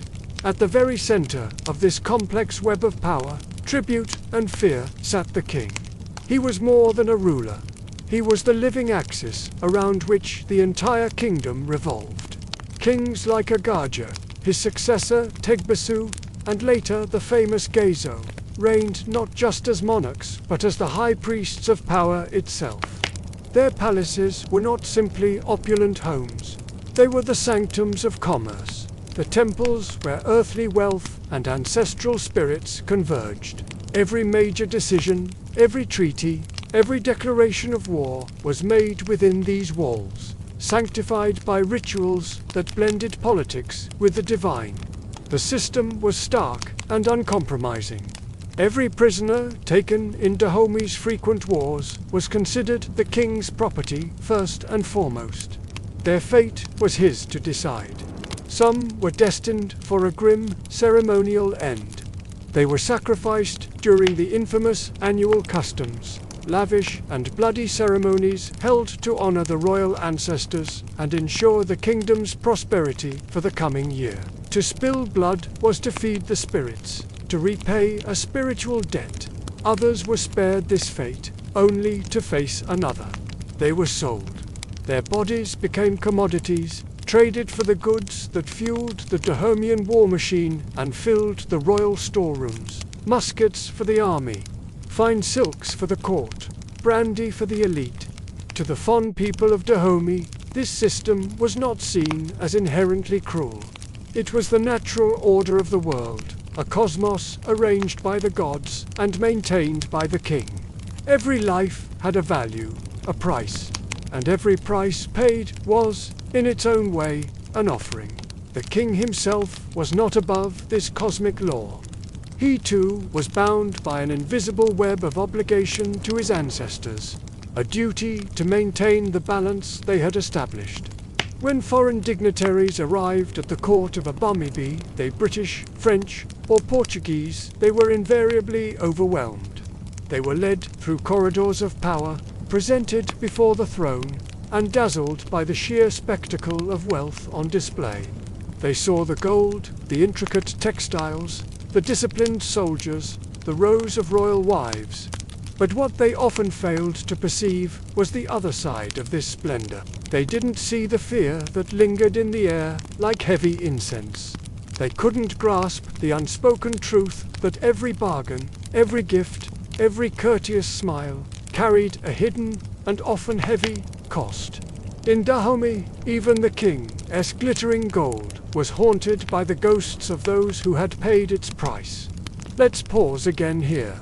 The ceremonial drums of the court begin to fade into the distance, and a cold wind seems to stir the heavy curtains of memory, reminding us of the human stories woven into this grand historical tapestry. The court of Dahomey was a place of immense power and dazzling wealth, but it was built on a foundation of control and conquest.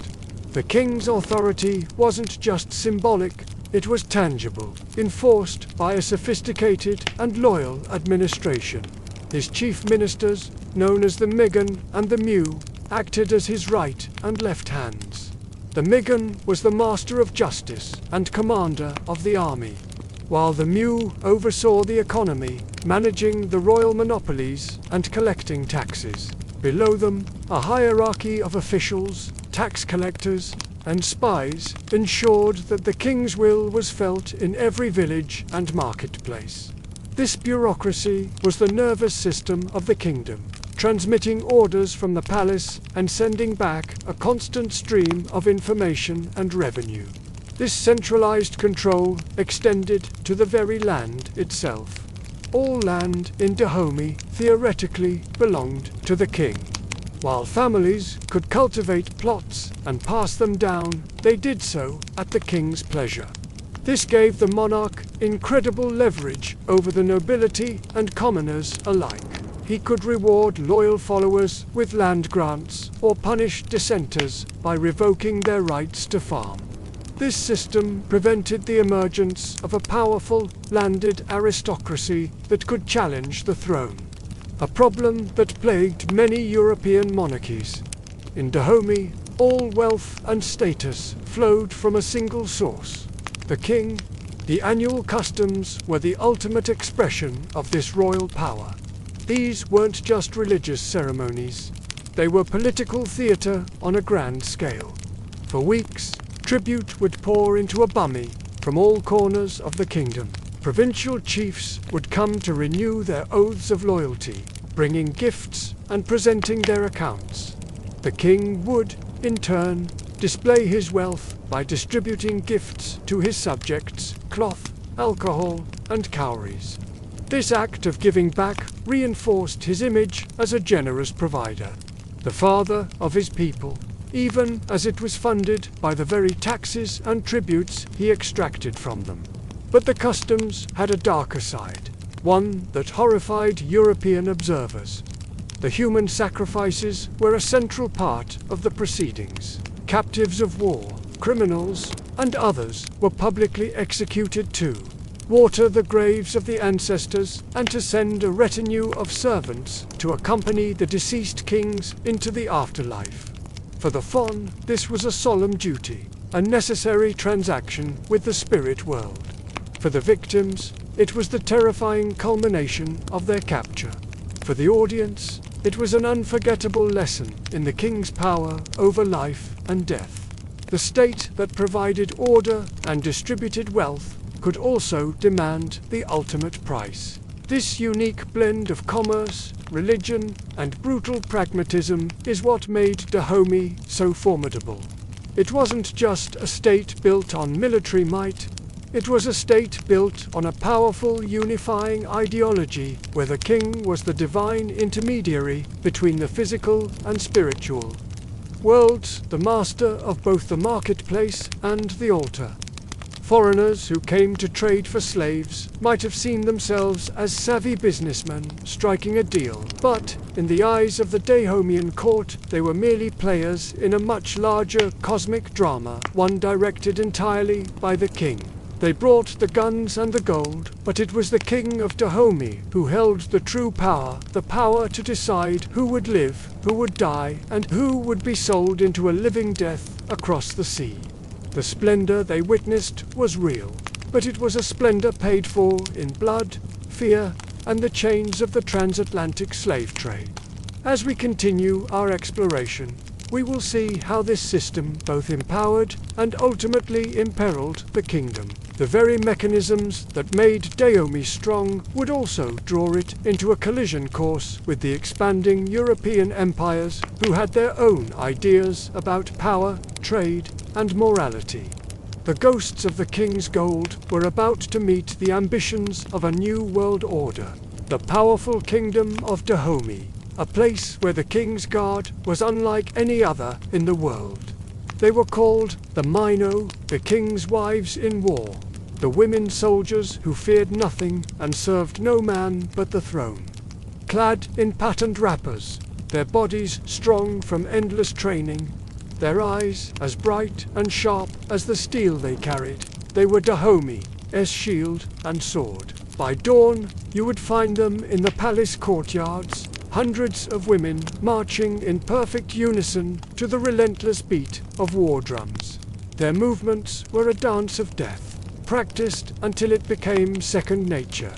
By night, they stood guard over the compounds where captives waited, their shadows long and imposing under the moonlight. It was said that each minnow swore a sacred oath upon her blade, a promise to defend the kingdom with her last breath, to obey the king without question, and to never, ever let emotion weaken her hand.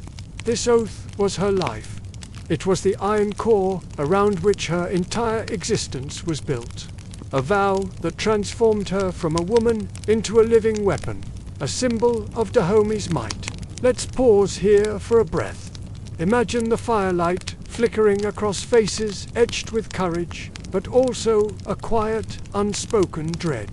Among themselves, in the rare moments of quiet, the Amazons spoke of dreams. They whispered of hearing the faint cries of the enslaved carried on the wind, of seeing fleeting, sorrowful shadows in the reflection of water. A chilling belief took root among some of them, that the spirits of those taken to the coast, those sold into a life of bondage across the sea, returned as restless winds that haunted their swords and whispered through the tall grasses. To cleanse their souls and steady their hands for the battles to come, they would offer sacrifices at the shrines of Dew and Hevioso, the powerful gods of iron and thunder. They prayed for strength, for a spirit as unyielding as the metal of their blades, and for protection from the ghosts that walked beside them. These women were both feared and revered across the land. Foreign envoys, men from Europe who had never seen anything like them, wrote with a mixture of awe and terror about their incredible discipline, their unwavering loyalty to their king, and their sheer, unbridled ferocity in battle. Yet, beneath that iron surface, that hardened exterior forged in conflict, was something deeply human, a quiet, collective grief that could not be spoken aloud, a sorrow for the part they played in a world of profound suffering. They lived a life of paradox. They were both protectors of their people and enforcers of a brutal system. They were sisters in arms, bound by blood and oath, yet they were also soldiers in a machine that fed the transatlantic slave trade.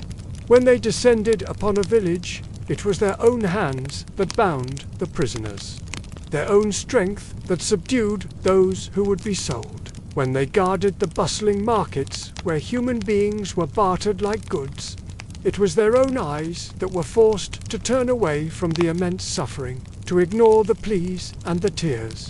To disobey the king's command was unthinkable. It meant a swift and certain death. But to obey, to carry out these orders day after day, was to carry a slow, crushing burden that never lifted. A weight on the soul that grew heavier with every campaign, with every captive taken. Sometimes, after a long and grueling campaign, when the fires were lit and the moon was high, they would gather, but they wouldn't sing songs of war or victory. Instead, they sang laments. Their voices, low and rhythmic, would drift through the night air like a prayer for the forgotten, a mournful acknowledgement of the lives shattered by their actions. They understood, in a way no one else could, that power always carried a price, and that even the most profound loyalty could feel like a curse. Let's pause here again. Listen to the fire crackle, and imagine the thick, humid air, heavy with the scent of palm oil and wood smoke. As the years wore on, the world began to change. Foreign powers, particularly the British and French, began to press Dahomey to end its involvement in the slave trade. They came with treaties, with threats, and eventually with guns. And when that pressure turned into open conflict, it was these women, the Minnow, who fought the hardest to defend their king and their way of life. From an outsider's perspective, it might have seemed like they were fighting to preserve the commerce of bodies, a brutal and inhumane trade.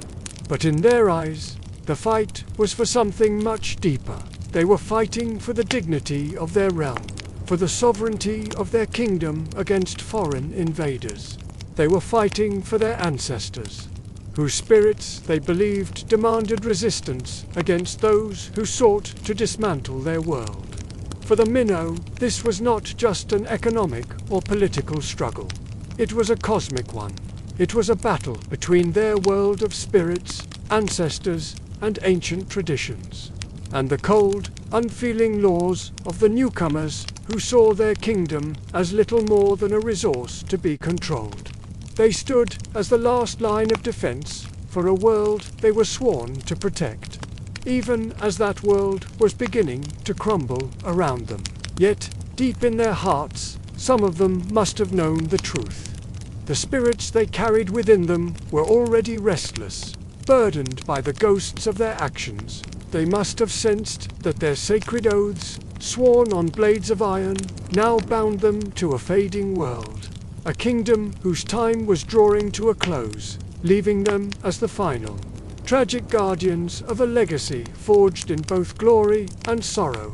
By the middle of the 19th century, something had changed in the kingdom of Dahomey. The powerful, rhythmic drumming that had echoed for generations, signaling victories and vibrant trade, now beat with a slower, more hesitant pulse.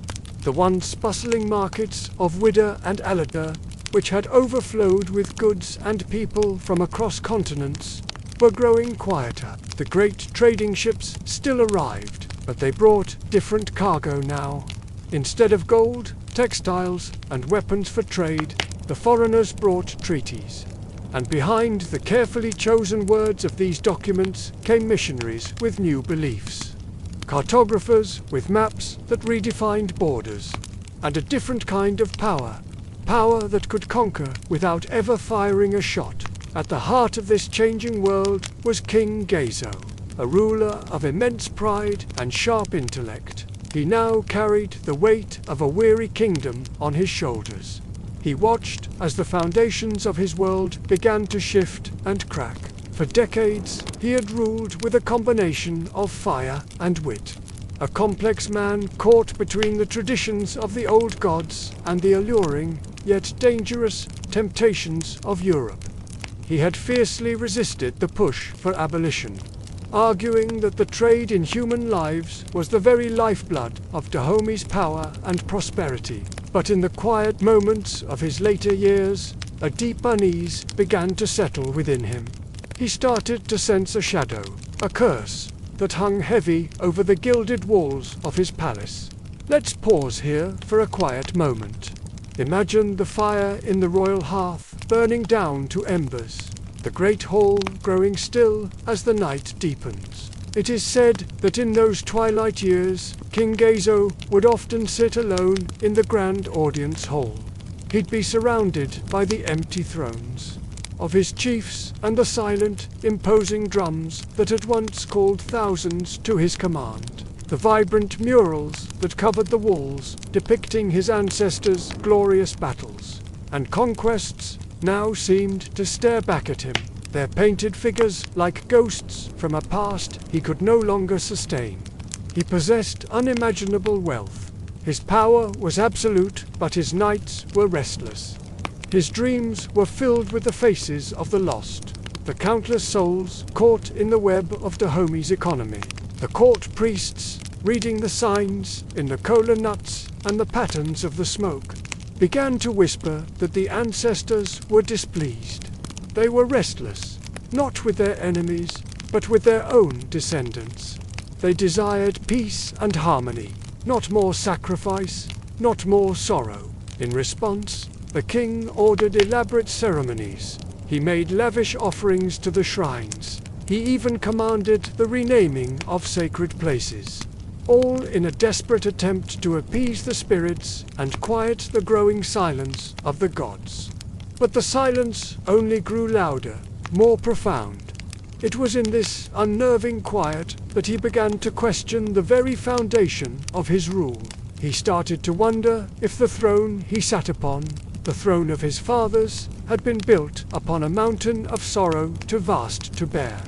In the old songs and proverbs of Dahomey, a great king was said to rule with the blessing of the river. His reign should be calm, steady and life-giving, feeding the land and its people.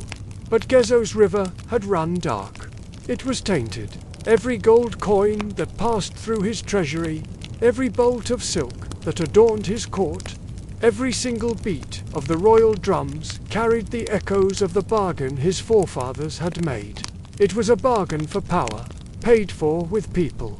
A bargain that, he was beginning to realize, no man could uphold without losing a piece of his own soul in the process. And so, inevitably, the tide turned. The last of the slave ships sailed from the coast of Dahomey, their white sails disappearing over the horizon for the final time. Without the constant influx of wealth from the trade, the magnificent palaces began to lose their luster, their grandeur slowly fading. The great fires that had once burned brightly for commerce and conquest now burned for memory, for ceremonies of remembrance. In time, even the names of some of the once famous markets were forgotten, their stalls crumbling to dust, their grounds swallowed by the persistent embrace of jungle grass and time. Let's pause one last time in this story. Listen, the leaves of the ancient Baobab trees rustle in the night breeze, and the stars seem to lean in close, as if to hear the end of this tale. Yet, this was not simply an end. It was also a transformation. From the ashes of that cursed and painful trade, new things began to rise.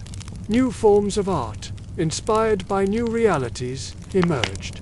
New songs were composed, telling different stories. New faiths took root, offering new paths to understanding the world. And in a twist of history that is both poignant and beautiful, the descendants of both the traders and the captives, separated by an ocean of tears, would one day meet again. They would meet across the vastness of centuries and oceans, and they would recognize each other in the rhythms of their dances, in the words of their prayers, and in the names. They carried names that still held the echo, the unmistakable heartbeat of Dahomey history. You see, is much like a great cloth. It can be torn, it can be stained, but it can also be written. The threads of the past can be gathered and used to create a new pattern, one of strength and resilience. And though kings may weep in their silent palaces, and empires may fade into memory, the people, their culture, and their spirit endure. The people remember. The palace grows silent. The fire dwindles to ash. And soon, the dawn will come, and with it a time for reflection. Thank you so much for joining me on this journey into the past. If this story moved you, please consider liking this video and subscribing to the channel for more deep dives into the chapters of our shared human history. Your support means the world. See you next time. The fire crackles low. The drums that once thundered through the night are now just faint echoes, carried on the breeze of a soft Dahomey dawn. Look around this market square. It's empty now, but if you listen closely, you can almost hear the ghosts of the past. The smoke from this dying fire curls upward, carrying with it the spirits of the traders, the captives, the kings, and the soldiers, all of them woven together into one long, restless dream. The roads are quiet.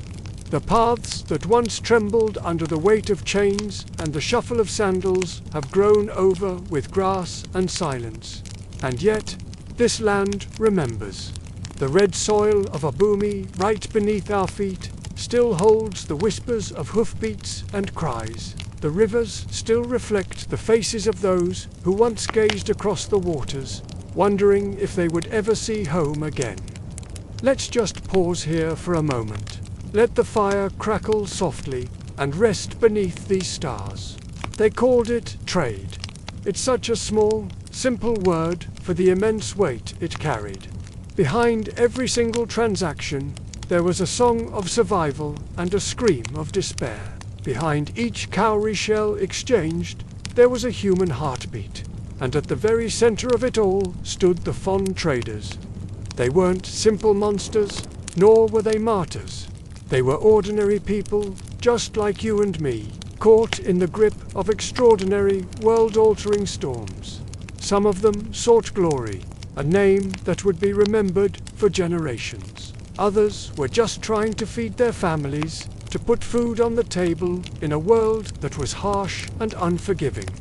Some were driven by a hunger for power, while others were simply swept along by the powerful tides of kings and kingdoms, forces far beyond their control.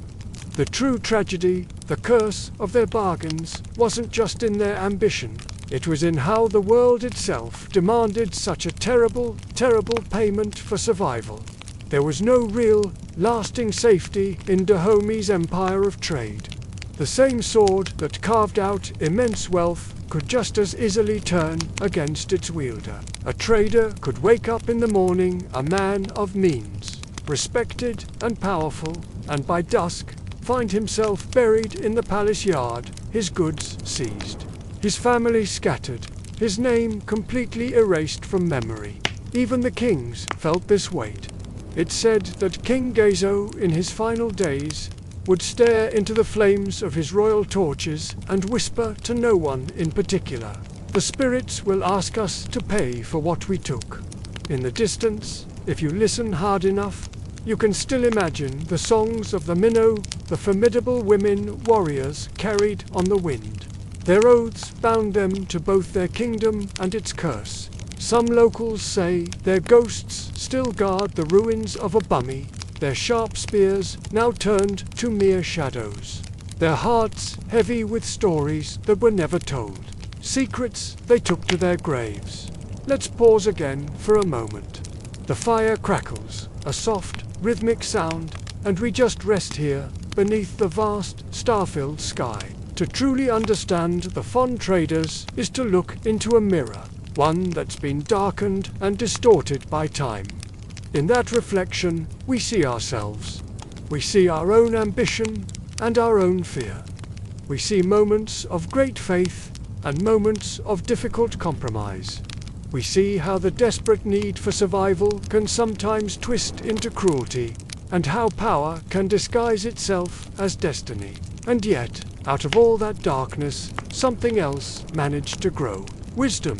The kind of profound wisdom that warns every generation that follows. Wealth built on the pain of others carries a price far beyond any coin or crown. Perhaps that is the real inheritance the fond left behind for us. It's not the gold, not the palaces, but the enduring lesson that no deal struck in blood can ever remain unbroken. Tonight, as we bring this story to a close, just imagine the last embers glowing beneath this ancient baobab tree. The market is empty, the sea is calm. Somewhere in the distance, a single, final drumbeat fades into the gentle hum of the crickets, signaling the end of an era.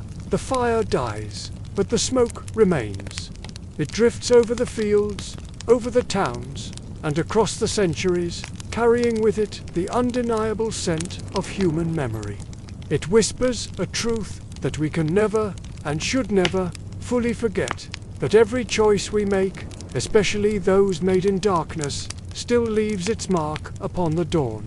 The hoofprints may fade, the drums may fall silent, but the spirit of those nights still hums, alive, just beneath this sacred red earth. Thank you for joining me on this journey. If these stories speak to you, please consider subscribing and joining our community. Your support allows us to keep these memories and their vital lessons alive for everyone. You are now under baobab skies,